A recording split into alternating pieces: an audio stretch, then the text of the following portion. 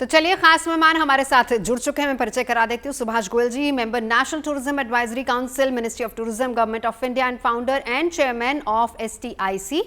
पंडित उमेश चंद्र जी हमारे साथ इस वक्त मौजूद हैं, विशिष्ट तीर्थ पुरोहित हैं श्री केदारनाथ धाम से। हमारे साथ वान्यारा जी और साथ ही साथ आचार्य राज मिश्रा। आप सभी का स्वागत है। लेकिन सबसे पहले श्वेता झा भी हमारे साथ जुड़ चुकी हैं, क्योंकि लगातार GNT भी चारधाम यात्रा के दर्शन आपको करा रहा है। यात्रा मार्ग पर किस तरह की रौनक है, ये सब हम आपको लगातार दिखा रहे हैं। श्वेता, पहला सवाल तो यही कि आप इस वक्त कहाँ हैं, किस तरह की रौनक वहां है, व्यवस्थाएं जो सरकार हर बार कहती है कि बहुत अच्छी दुरुस्त की गई हैं, किस तरह की व्यवस्थाएं वहां पर नजर आ रही हैं?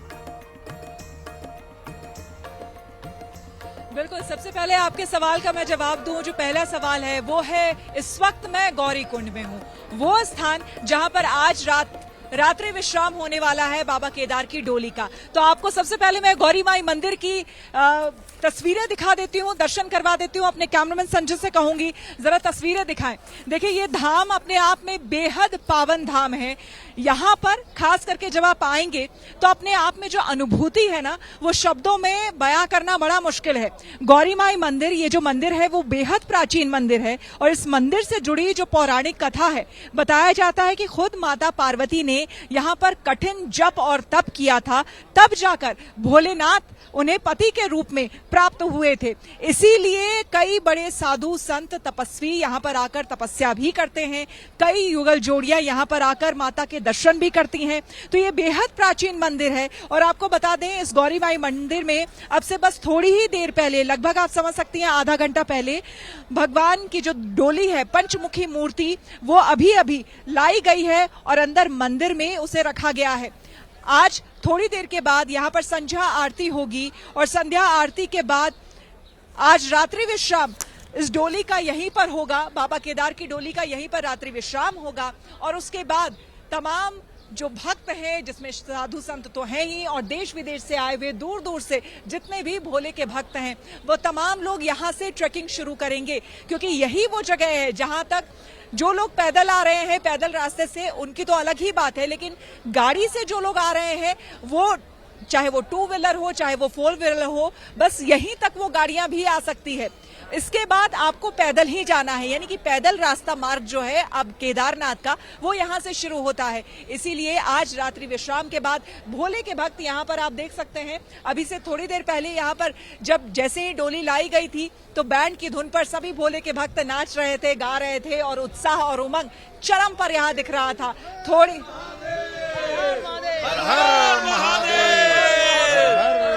बिल्कुल,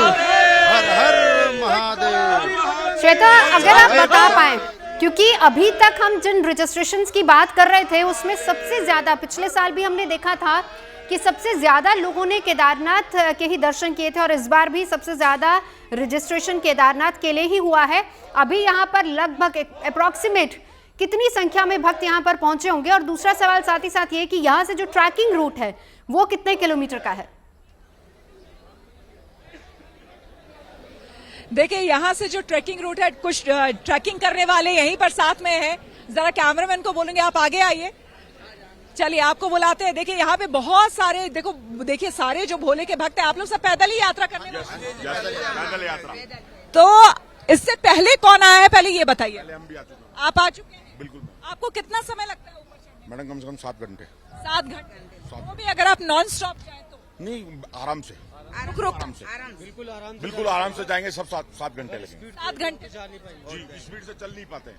बिल्कुल। और देखिए, कुछ जो इस तरह से कुछ जो हैं भोले के भक्त, वो आए हैं पूरा रक्षक लेकर के। आप कहाँ से चले?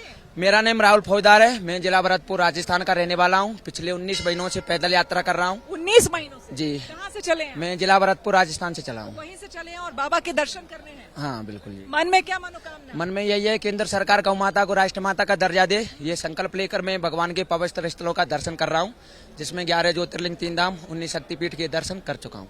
क्या बात है। कितने बजे कल सुबह यात्रा शुरू होगी? आप लोग सब एक साथ जाएंगे? Yes ma'am. सब एक साथ जाएंगे, एक साथ सब। हाँ, कितने बजे 8 बजे डोली उठेगी जो उसके साथ ही जाएंगे। यहाँ से डोली के साथ हम सब लोग ऊपर जाएंगे।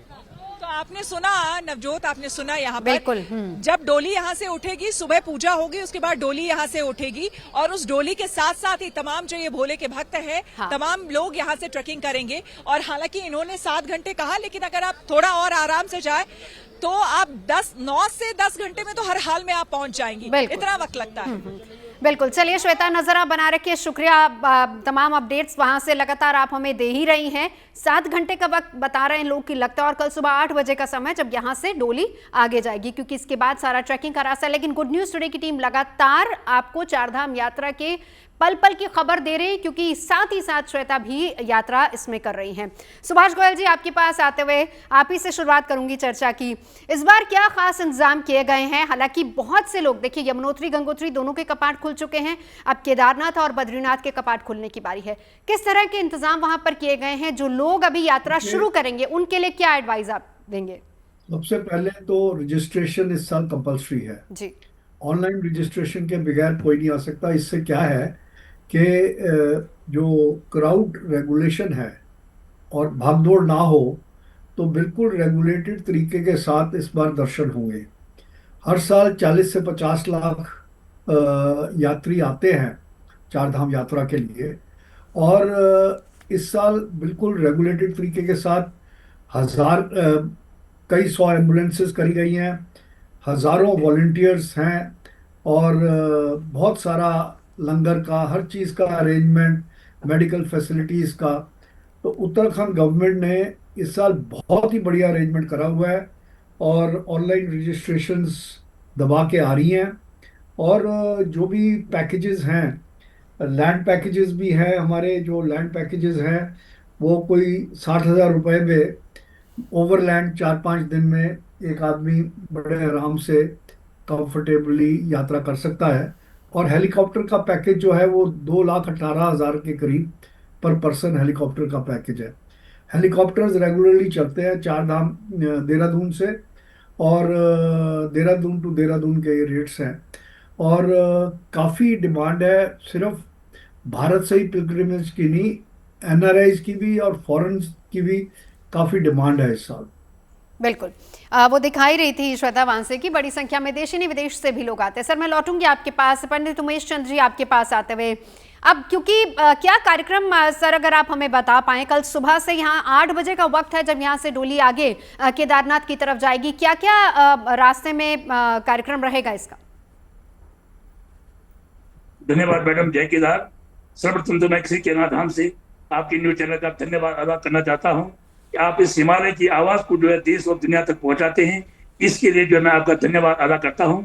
और साथ ही जहाँ तक आपने व्यवस्था की बातें की है, लगातार जो है 3-4 दिन से जो है लगातार व्यवस्था बनती जा रही है।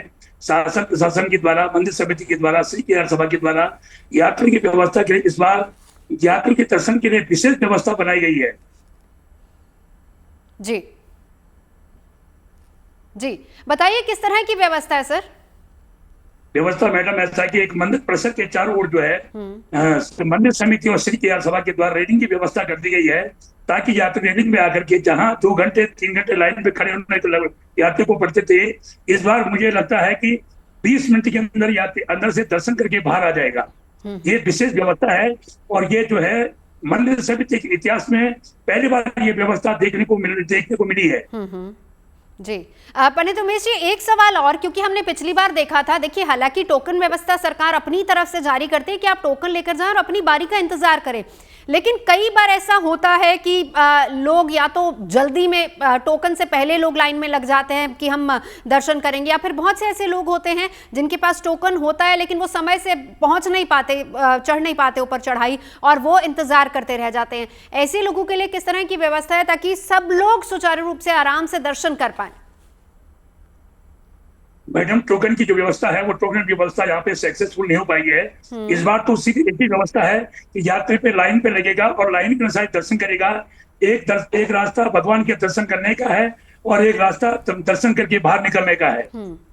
यानी इस बार टोकन सिस्टम नहीं है वहां पे?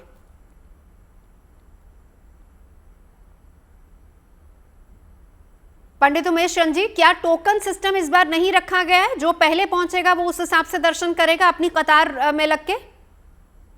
जी नहीं, ऐसा टोकन व्यवस्था नहीं है। टोकन व्यवस्था में जो यात्री को जो है भटकना पड़ता था, यात्री प्रेशर नंबर उसका निकल जाता था, यात्री रह जाता था, ठीक है। या यात्री बाहर जाता था, टोकन निकल जाता था। इस बार सिर्फ एक ही व्यवस्था है कि वह कि यात्री लाइन पे लगे, लाइन के दर्शन करे, और जहां यात्री को 4 घंटे लाइन पे खड़ा होना पड़ता है, तो मुझे विश्वास है इस बार यात्री जो है 1 घंटे के अंदर जो है दर्शन करके बाहर निकल जाएगा। ये व्यवस्था विशेष है इस बार। चलिए, ये बहुत बड़ी बात आपने बताई है। कम से कम जो दर्शन करने वहां पर पहुंच रहे हैं लोग, उनके लिए बहुत राहत की खबर होगी। अभी तक ऐसा होता था कि टोकन सिस्टम को लेकर कंफ्यूजन होता था, लेकिन बहुत अच्छी बात आप बता रहे हैं कि कतार जो पहले पहुंचेगा वो उस हिसाब से दर्शन करेगा, लाइन में लग के ही उस हिसाब से दर्शन होंगे। इस तरह की व्यवस्था वहां की गई है। तमाम खास मेहमान मौजूद है, लेकिन एक सवाल पंडित उमेश जी आपसे और पूछना चाहूंगी मैं यहाँ पर, VIP दर्शनों को लेकर क्या कुछ नियम बदले गए हैं? VIP व्यवस्थाओं के लिए अभी नियम नहीं बदले गए हैं। अभी उसमें थोड़ा असमंजस की स्थिति पैदा हुई है। कल माननीय अध्यक्ष जी KC कैलाना पहुंचेंगे, उसके बाद इस पे जो है विचार विमर्श करके डिसीजन हो पाएगा। और अभी तक क्या नियम है उनको लेकर जो अभी तक है? अभी तक तो यही प्रयास रहा है कि कोई समाज और मंत्री समिति का और जिला प्रशासन का कि यात्री लाइन पे लग करके लाइन के साथ दर्शन करे। और जहां मैंने कहा, मैं कह रहा हूं कि मैं श्री केदारनाथ धाम में जो है, मुझे 13 साल की मेरी उम्र हो गई, मैं देख रहा हूं कि वास्तविक जो है यात्री 6-8 घंटे लाइन पे खड़ा होता था।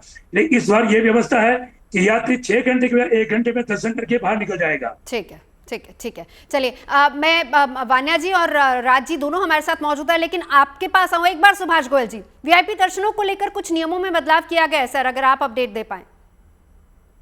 देखिए, जहाँ तक इन्फॉर्मेशन उत्तराखंड टूरिज्म के थ्रू है वो ये है कि हर जितना भी पिलग्रिम जा रहा है उनको ऑनलाइन रजिस्ट्रेशन करानी कंपल्सरी है।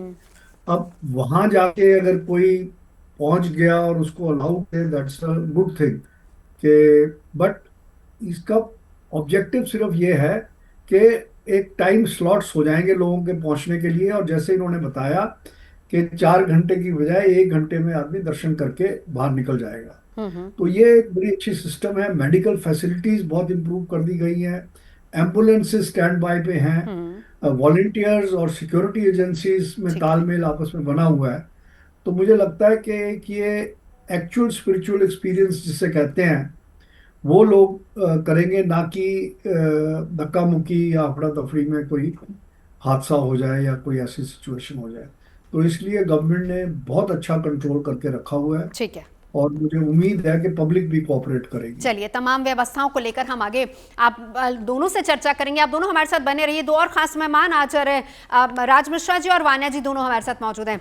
अब राज मिश्रा जी, अक्षय तृतीया के दिन यमुनोत्री गंगोत्री दोनों के कपाट खुल चुके हैं। भक्तों का उत्साह हम देख ही रहे हैं, और श्वेता जैसे हमें दिखा भी रही थी वहां से किस तरीके से केदारनाथ पहुंचने वाले भक्तों का उत्साह। एक शख्स को आपने सुना भी कि कैसे वो पैदल राजस्थान से यात्रा करते हुए वहां पर पहुंच रहे हैं। हर किसी की अपनी अपनी आस्था होती है, उस हिसाब से लोग वहां पर पहुंचते हैं। कैसे लोगों की आस्था केदारनाथ से जुड़ी हुई, क्योंकि देखिए राजीव, बड़ी बात, सबसे ज्यादा संख्या अगर देखा जाए भक्त कहीं रजिस्ट्रेशन कराते हैं तो केदारनाथ सबसे बड़ी संख्या में लोग वहां पर दर्शन के लिए जाते हैं।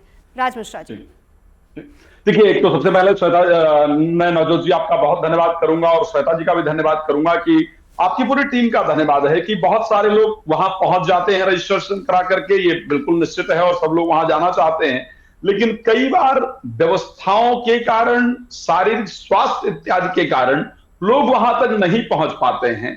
और सौभाग्य की बात है, लेकिन हम लोग GNT पर बैठे हुए उसका दर्शन कर सकते हैं, चारों धाम की यात्राओं का यहां से दर्शन कर सकते हैं। हम माँ गंगोत्री का दर्शन कर सकते हैं, जिनका उद्गम स्थान वहां पर है, जिन्होंने सगर के 60,000 पुत्रों को मोक्ष प्रदान किया। हम उन माँ गंगा के दर्शन, गंगोत्री के दर्शन कर सकते हैं। हम माँ यमुना के दर्शन कर सकते हैं और अपने यमुनोत्री के दर्शन कर सकते हैं, अपने पापों से मुक्त हो सकते हैं। हम उस स्थान के दर्शन कर सकते हैं बद्रीनाथ का, जहां पर हमारे सभी पुराणों की 17 पुराण और जो हमारे महाभारत है इत्यादि की जो भागवत है, जिसकी संरचना जहां पर वेद व्यास जी ने बैठ करके किया, हम उसका यहां से दर्शन कर सकते हैं। हम भगवान केदारनाथ, जहां पर स्वयं देवादिदेव महादेव भगवान शिव उपस्थित हैं, हम उस सुंदर स्थान का दर्शन कर सकते हैं। तो उसके लिए मैं बहुत धन्यवाद करूंगा GNT का भी। हम लोग सौभाग्यशाली हैं कि इसके माध्यम से, आप सबके माध्यम से हम दर्शन भी कर पाते हैं और आपके सुंदर प्रश्नों के माध्यम से हम लोग अपनी बातें रख पाते हैं या लोग अपनी बातें रख पाते हैं या चर्चाएं अलग अलग वहां की व्यवस्थाओं के बारे में जानने का मौका मिलता है। तो इसलिए यात्रा करने वालों के लिए तो सुगम होता ही है। जो लोग घर में बैठ करके भगवान के दिव्य चर्चा को श्रवण करना चाहते हैं वो भी श्रवण कर पाते हैं, क्योंकि मैंने बार बार कहा कि शास्त्रों में श्रवणम कीर्तनम स्मरणम पाद सेवकम, ये भगवान के दिव्य जो सत्संग है उसकी चर्चा है कि अगर भगवान के नाम का चर्चा भी श्रवण किया जाए, सबसे पहली जो भक्ति है वो भगवान के नाम के, भगवान के धाम के बारे में श्रवण की है और आप लोग वो लोगों तक पहुंचाते हैं। तो मुझे लगता है ये जस्ट एक टीवी शो नहीं होता है, ये जनरली मुझे लगता है उतने देर का ध्यान है, उतने देर का मेडिटेशन है, उतने देर की साधना है कि ये व्यक्ति इन कार्यक्रमों में जो आप चर्चा करते हैं उसको श्रवण कर ले तो मुझे लगता है बहुत सारे पापों से मुक्त होकर के और बहुत सारे ग्रहों की पीड़ा से अपने आप दूर होता है। चलिए हम उस धाम की चर्चा को लेकर के, जिस हम आज चर्चा कर रहे हैं 4 धाम को लेकर के, उसकी चर्चा पर आगे बढ़े। श्री रामचरितमानस के अंतर्गत बड़ा सुंदर प्रसंग आता है और इसी से इस धाम की महत्वता का पता चलता है। आप सबको पता होगा कि महामुनि नारद को एक श्राप मिला हुआ था कि वो एक गाय के दूध, जितनी देर में गाय का दूध दुहा जा सकता है ना, उतनी देर ही एक स्थान पर खड़े हो सकते हैं, क्योंकि दक्ष के वो सारे पुत्रों को ज्ञान दे करके उनको गृहस्थ धर्म से अलग पहुंचा देते थे। महाराज दक्ष ने जो है, प्रजापति दक्ष ने उनको श्राप दे दिया था कि आप एक स्थान पर खड़े ही नहीं हो पाएंगे। लेकिन वो महामुनि नारद जब पहुंचते हैं कहां पर, बद्रिका आश्रम के अंतर्गत पहुंचते हैं, तो श्री रामचरितमानस में गोस्वामी तुलसीदास जी ने एक बहुत सुंदर चौपाई लिखा है कि हिमगिर गुहा एक अति पावन बह समीप सुरसरी सुहावन, आश्रम परम पुनीत सुहावा, देख देव ऋष मन अति भावा, और सुमिरत हरि श्राप गति बाधी। जहां पर पहुंच करके जिसके दर्शन से, जिसके स्मरण से, जहां की प्रार्थना से जन्म जन्मांतर के पाप नष्ट हो जाते हैं, तो वो सुंदर दिव्य दर्शन हम लोग कर पाते हैं। जी नवजोत जी, बिल्कुल, और वो दर्शन लगातार गुड न्यूज टुडे कराई। रवाना जी आपके पास आऊंगी। देखिए 19 तारीख अक्षय तृतीया का दिन जब यमुनोत्री गंगोत्री के कपाट खुले, 22 तारीख कितनी अहम है ये तारीख जब केदारनाथ के कपाट खुलने वाले हैं? थैंक यू नवजोत जी, आपने बहुत अच्छा सवाल पूछा है और जीएनटी के माध्यम से आप सभी को मेरा नमस्कार। And we are so grateful to GNT, क्योंकि ये एक बहुत ही, मतलब जीएनटी को मैं बोलती हूँ कि जीएनटी एक इमोशन है जो हर इंसान के थ्रू कनेक्ट करता है, और जो लोग नहीं ट्रैवल कर पाते हैं वो घर बैठे ही बहुत ही इजी एक्सेसिबिलिटी के साथ जो है सभी ज्योतिर्लिंग के दर्शन कर सकते हैं। इनफैक्ट जीएनटी एक वो माध्यम है जो घर बैठे ही लोगों की 4 धाम यात्रा को पूर्ण करवाता है। तो ये अपने आप में ही बहुत एक खास बात है, और आप लोग जो आप और आपकी पूरी टीम जो है हमें यहाँ तक पहुंचाते हैं, अपने दर्शकों को पहुंचाते हैं। तो 22 अप्रैल का दिन जो है ये अपने आप में बहुत ही ज्यादा खास है, क्योंकि ये तिथि, इस दिन जो है ये जो डोली है बाबा की, और ये जैसे कि अभी फाटा से गौरी कुंड जो है होके जाएगी, और जो ये मिनी 4 धाम यात्रा जैसे कहते हैं, जो नेशनल लेवल नहीं स्टेट लेवल पर आती है, उत्तराखंड लेवल पर आती है, जहाँ पर गंगोत्री, यमुनोत्री, केदारनाथ और बद्रीनाथ धाम, जिसमें गंगोत्री यमुनोत्री के जो कपाट हैं ऑलरेडी खुल चुके हैं। 22 को केदारनाथ धाम के कपाट खुल जाएंगे, 23 को आपके बद्रीनाथ धाम के कपाट खुल जाएंगे। तो ये अपने आप में बहुत ही ज्यादा खास है। केदारनाथ धाम की यात्रा, बाबा शिव का जो है आशीर्वाद जो है हमें हमारे जीवन में मिलता है, और उस वजह से हमारी बहुत सारी लाइफ की चीजें जो हैं, जो हमारी लाइफ में ऑब्स्टेकल्स आ रही होती है, हिंड्रेंस आ रही होती हैं, और जो भी डिलेज हमारे जीवन में आ रहे होते हैं हमें मोक्ष की प्राप्ति के लिए, ये बहुत ही ज्यादा इम्पोर्टेंट और शुभ घड़ी है और बहुत ही शुभ समय है। मैं कहती हूँ कि इस दिन जो है आप लोग अगर नहीं भी जा पा रहे हो तो अपने घर में जो है थोड़ा सा गंगा जल डाल के अगर आप स्नान करते हैं वो भी बहुत खास है। आप भगवान शिव के दर्शन कीजिए, शिवलिंग पर जाइए, शिवलिंग पर जाके जल चढ़ाइए, ये अपने आप में बहुत ही ज्यादा खास है। और जो भी श्रद्धालु हैं जो इतनी ऊंची बर्फीली चोटियों में वहां जाके जो है बाबा का आशीर्वाद प्राप्त करते हैं, बहुत ही खुशकिस्मत होते हैं। बिल्कुल सही कहा आपने। चलिए पंडित उमेश जी आपके पास मैं आऊंगी। सबसे पहले मेरे को यही बताते चलिए कि मौसम वहां पर कैसा है, क्योंकि लोगों को ये बहुत रहता है कि अभी हाल फिलहाल में भी हमने देखा था खबरें ऐसी आ रही थी कि इस बार ट्रैक करने में लोगों को दिक्कत होगी क्योंकि बर्फबारी लगातार हो रही, बहुत अनप्रेडिक्टेबल मौसम है अभी तक। अभी इस वक्त मौसम वहां पर कैसा है? मैडम मौसम बहुत बढ़िया है, मौसम में कोई दिक्कत नहीं है।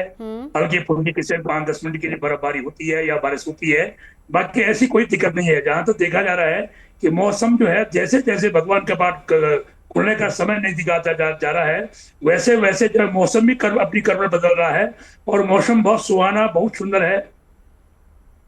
और ट्रैक कैसा है, क्योंकि कल से पैदल यात्रा की शुरुआत हो जानी है, ट्रैक कैसा है वहां पर?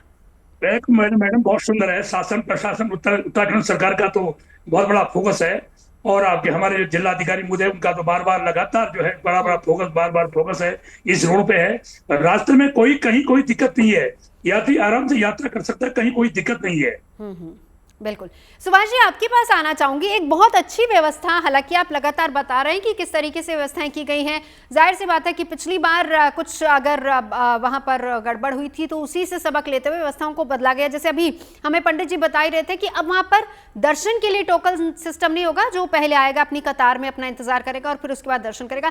ये एक अच्छी व्यवस्था है, क्योंकि पिछली बार हमने देखा था काफी बड़ी संख्या में लोग वहां पर पहुंच भी गए थे। इसके अलावा और क्या क्या चीजें हैं जिनमें बदलाव किया गया है? क्योंकि सर अगर देखिए, जहां से चाहे वो ऋषिकेश से लोग अपनी यात्रा की शुरुआत कर रहे हो या उधर देहरादून से कर रहे हो, वहां पर भी स्टार्टिंग पॉइंट में बहुत बार ऐसा देखा गया कि ट्रैफिक जाम जैसी स्थिति हो जाती है। तो अभी तो शुरुआत हो रही है, इस बार कुछ उन जो रास्ते हैं वहां पर क्या कुछ चेंजेस किए गए हैं? इस बार बहुत उम्मीद है, क्योंकि जो भी सर्कुलर्स वगैरह उत्तराखंड गवर्नमेंट के आए हैं उसमें बड़ा क्लियर है कि पूरे रास्ते में, पूरे रूट पे उन्होंने हर तरह की फैसिलिटीज करी हुई हैं। ऑल ऑफ अ सडन अगर कोई इंसिडेंट हो जाए, कोई बीमार पड़ जाए, तो एम्बुलेंसेज और मिनी हॉस्पिटल्स वगैरह सारे रास्ते में हैं, और खाने की, लंगर की, हर चीज़ की व्यवस्था है। और first come first serve basis पे जो इन्होंने क्राउड वो करा है कि एक साइड से निकलें और आ जाएं, तो उसमें बड़ा रेगुलेटेड हो जाएगा और एकदम कतार में लग के बड़े अच्छे दर्शन होंगे। और इससे एक बड़ी अच्छी इमेज उत्तराखंड गवर्नमेंट की भी और लोकल जितने भी मॉन्यूमेंट्स के अधिकारी हैं और जितने भी पुजारी हैं उनके लिए भी बड़ा आराम हो जाएगा। सर एक चीज़ और देखिए, अगर मैं पिछले 2025 की बात करूं, सबसे ज़्यादा बड़ी संख्या में श्रद्धालु 2025 में पहुंचा, लेकिन उससे पहले की भी अगर बात की जाए, दो तरह के लोग वहां पर जाते हैं, हम बार बार इसका जिक्र करते हैं। एक होते हैं पर्यटक और एक होते हैं श्रद्धालु, जो पूरी आस्था के साथ वहां पर जाते हैं।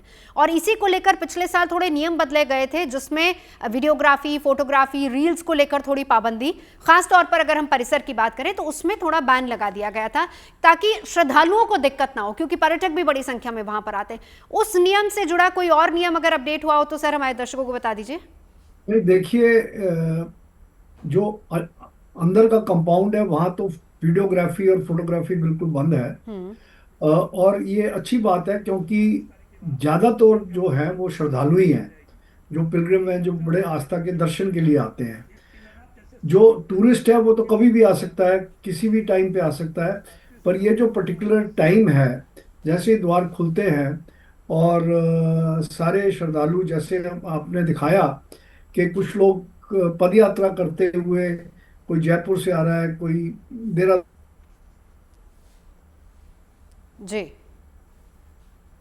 मैं लौटती हूँ सर आपके पास, आप अपनी बात पूरी कीजिएगा, कुछ शायद टेक्निकल इशू है। राजभूषण जी, आपके पास आते हुए, बद्रीनाथ और केदारनाथ दोनों के कपाट 22 और 23 तारीख को खुलने वाले हैं, क्या महिमा है इन धामों की? इस धाम के बारे में जितनी महिमा की बात की जाए, हमने अभी तक चर्चा किया है।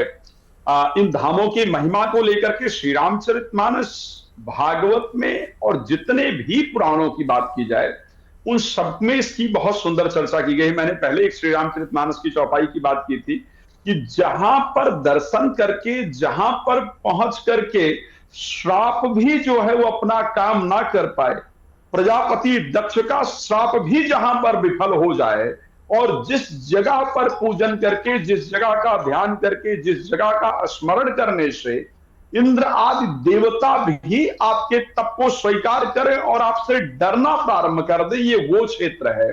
श्री रामचरितमानस में गोस्वामी तुलसीदास जी ने लिखा कि मुनि गति देख सुरेश डराना, वहां पर सिर्फ तप करने के कारण उस स्थान का इतना प्रभाव है कि वहां तप करने के कारण देवता भी डरते हैं। बद्रीनाथ साधारण स्थान नहीं है, हम सब लोग जानते हैं कि वो भगवान विष्णु की तपोस्थली है।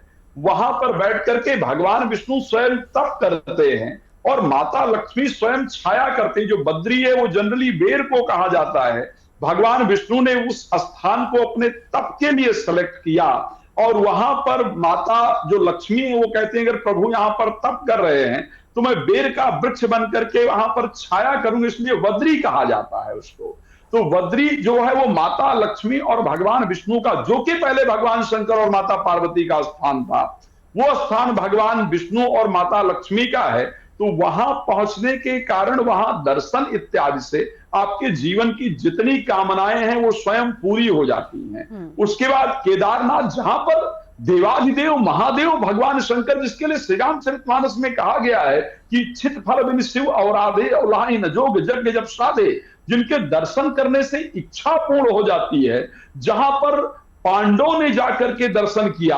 आदिगुरु शंकराचार्य ने 8वीं शताब्दी के अंतर्गत जिस स्थानों को इतना इंपॉर्टेंट माना कि वहां जाकर के स्थापना और वहां ध्यान और उसका जीर्णोद्धार कराया, तो उनकी महिमा का जितना वर्णन किया जाए, और आप स्वयं सोचिए वहीं बैठ करके उस स्थान की महिमा कितना वर्णन करूं नवजोत जी, जहां पर वेद व्यास जी ने भागवत पुराण की बैठ करके संरचना की। हमारे जितने वेद इत्यादि हैं, वेद व्यास जो संरचना करने वाले सारे पुराणों के माने जाते हैं, उनका वहां पर आश्रम है, वहां पर पुराणों की रचना हुई। तो उसकी महिमा के बारे में जितना वर्णन किया जाए नवजोत जी, मुझे लगता है वो बहुत कम है। एक्चुअल में हम लोग सौभाग्यशाली हैं कि ऐसे तीर्थ हमारे देश में हैं, हम दर्शन कर पा रहे हैं और जीएनटी के माध्यम से हम दर्शन कर पा रहे हैं। तो अगर जीवन के और एक और चीज की बात कर लूं, जिस दिन आप सोचिए 23 तारीख को क्या है, 22 तारीख को जिस दिन कपाट खुल रहा है उस दिन रवि योग होगा, और 23 तारीख को अगले दिन सर्वार्थ सिद्धि योग, अमृत सिद्धि योग, गुरु पुख्य योग, ये सब है जी नौजोत। बिल्कुल, चलिए राज जी आपके पास लौटूंगी। आपने कहा बहुत सौभाग्यशाली हैं वो लोग जो जीएनटी पर दर्शन कर रहे हैं, लेकिन उससे ज्यादा सौभाग्यशाली वो लोग जो वहां पर जाके साक्षात दर्शन करेंगे, वो भी सबसे पहले जब कपाट खुलेंगे 22 तारीख केदारनाथ के, 23 तारीख बद्रीनाथ के। आप किस तरह का ग्रह गोचर वान्या जी उस दिन बन रहा है?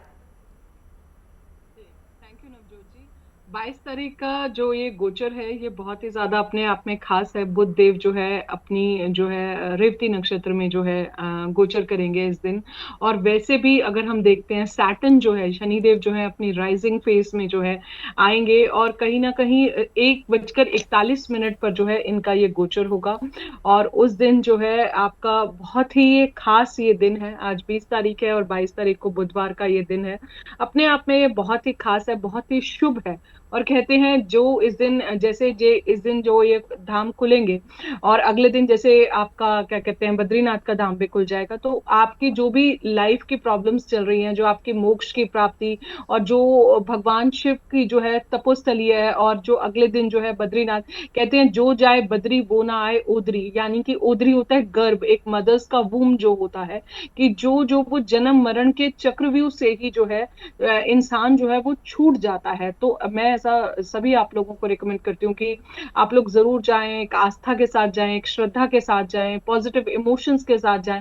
अपनी सोल इनकारनेशन के लिए जो है आपको जाना चाहिए। 23 तारीख को जो है बहुत ही प्यारा जो है इस दिन गोचर है, और इस दिन बहुत ही शुभ दिन है, और बृहस्पति का ही दिन है, और जो है भगवान विष्णु का ही जो है ये बद्रीनाथ जो है धाम है, और भगवान विष्णु को ही हम थर्सडे से भी लिंक करते हैं। और इस दिन आप लोग अपने घर बैठे ही जीएनटी के माध्यम से दर्शन जरूर करें, विष्णु सहस्त्रनाम जरूर पढ़ें। और इस दिन अगर आप लोग ओम नमो भगवते वासुदेवाय का जितना ज्यादा जाप करते हैं वो भी आपके लिए बहुत ही ज्यादा अच्छा है। ओवरऑल तिथियां और जो इतने सारे खास योग बन रहे हैं, जैसे कि आपका सर्वार्थ सिद्धि योग बन रहा है, और बुध देव अपनी ही रेवती में ही जो है गोचर करेंगे, तो बहुत ही अच्छा दिन है। शनि जब उदय उसमें आएगा तो कहीं ना कहीं जो भी मासेस डिस्ट्रक्शन चल रहे हैं उसमें भी कहीं ना कहीं मुझे लगता है कि कुछ ना कुछ पॉजिटिविटी जरूर आएगी। और जब ये कपाट खुलेंगे तो डेफिनेटली भगवान विष्णु और भगवान शिव की जो पॉजिटिविटी है, जो पूरे एनवायरनमेंट के ऑरा के अंदर आएगी, वो लोगों में बहुत ही ज्यादा पॉजिटिविटी लेकर आएगी। और ये अपने आप में क्योंकि इतने खास हैं, क्योंकि इनकी ये तपोस्थली हो जाती है, जहां बैठ के इन्होंने जप करे, जहां बैठ के इन्होंने तप करे, और जो लोग लाइव वहां जाके दर्शन करें बर्फ की उन ऊंची चोटियों में, और जैसे 8-8, 9-9 घंटे का जो ये पूरा सफर है, ये जो पूरी जर्नी है, तो ये इसके लिए बहुत ही ज्यादा डेडिकेशन चाहिए। और मुझे लगता है कि ईश्वर ईश्वर जो है वो हमें वो हिम्मत देते हैं, वो जो है आस्था देते हैं, वो बिल्कुल, पॉजिटिविटी वान्या जी। देते हैं कि जो लोग जाके दर्शन करते हैं, और जो लोग नहीं भी गए हैं, आप लोग अच्छे और जरूर अपने लिए ये जो 4 धाम की यात्रा है वो अपनी जीवन में एक बार जरूर मैनिफेस्ट जरूर कीजिए और आपको जरूर मिलेगी। बिल्कुल बिल्कुल। चलिए पंडित उमेश जी, अब मैं आपके पास आना चाहूंगी। आपने कहा कि अब देखिए मौसम, हालांकि हम पहले चर्चा कर रहे थे कि मौसम खराब है और खबरें भी ऐसी आ रही थी कि जो इस बार ट्रैक करेंगे उनको थोड़ी दिक्कत आ सकती है क्योंकि बर्फ है। आपने कहा कि जैसे जैसे समय नजदीक आ रहा है मौसम भी खुलता जा रहा है, मौसम भी कहीं ना कहीं श्रद्धालुओं का साथ ही दे रहा है। इसके अलावा सर, जो लोग यहाँ से अभी यात्रा की शुरुआत कर रहे हैं उनके लिए आप कुछ कहना चाहेंगे? वो किस तरह क्या क्या चीजें हैं जो वहां पे बहुत जरूरी है लेकर पहुंचे और क्या चीजें जिसको अवॉइड कर सकते हैं? पहले तो मैडम आप ये कहना चाहता हूँ, अब की बात श्री केदारनाथ धाम में जो है लगभग कम से कम की बातें कर रहा हूँ कि 35,000, 30 और 35,000 की करीबन यात्री या किसी केदारनाथ धाम में निवास कर सकता है। इतनी यहाँ पे व्यवस्था हो चुकी है। इस बार 2026 की बातें कर रहा हूँ मैं, और उसके जो टेंट टूटे वो अलग से है, लेकिन 35,000 यात्री श्री केदारनाथ धाम के अंदर जो है निवास कर सकते हैं। रही ठंड की बात है, यात्री को जो है ज्यादा लगेज नहीं भोगना चाहिए। यात्री को जैसे एक टोपी, मफलर और गर्म स्वेटर लेके आना चाहिए, क्यों यहाँ पे यात्री एक रात को रहता है, दूसरी रात को निकल जाता है। और वहाँ बहुत ज्यादा पैदल चलने वाले यात्री को जो है रेन कोट साथ में लेके चलना चाहिए, क्योंकि पहाड़ों का मौसम होता है, कब बारिश होती है, कब धूप निकलती है, कब क्या होती है, इसका कोई पता नहीं चलता है। लेकिन जहां तक लगातार मैं देख रहा हूँ कि मौसम दिनों दिन जो है बहुत सुंदर है और बहुत सुंदर मौसम करवट बदलता जा रहा है। यानी आप ये कह रहे हैं कि स्पेसिफिकली अगर हम केदारनाथ की बात करें तो 35,000 श्रद्धालुओं के ठहरने की व्यवस्था वहां पर है, लेकिन लोग अपना कम से कम सामान लेकर आए, गर्म कपड़े साथ में जरूर रखें। जी हाँ, जी हाँ, जी हाँ। जी बिल्कुल। खाने पीने की व्यवस्था क्या वहां पर दुरुस्त है? कुछ बदलाव किया गया? खाने पीने की व्यवस्था भी ऐसे है कि 2025 से जो है बात देखें, 2026 में जो है बहुत सारे ढाबे खाने के लिए खुल चुके हैं, लंगर अलग चल रहे हैं, ढाबे खुल चुके हैं। और मैं आज की बातें भी कर रहा हूँ, आज जो है कम से किसी केदारनाथ धाम में बहुत सारे यात्री आ चुके हैं यहाँ पे ठहरने के लिए, काफी भीड़ हो चुकी है, आज भी काफी भीड़ हो चुकी है। बिल्कुल। चलिए बहुत बहुत शुक्रिया पंडित उमेश चंद जी हमारे साथ जुड़ने के लिए, और वान्या जी, सुभाष जी और राज मिश्रा जी, आपका भी बहुत बहुत शुक्रिया हमारे साथ यहाँ पर जुड़ने के लिए। लेकिन अगर आप मुझसे जुड़ करके अपनी समस्याओं का समाधान चाहते हैं और चाहते हैं कि आपकी समस्याओं को ज्योतिष के माध्यम से सुलझाया जाए, तो आप हमसे संपर्क कर सकते हैं, जुड़ सकते हैं एस्ट्रो तक पर।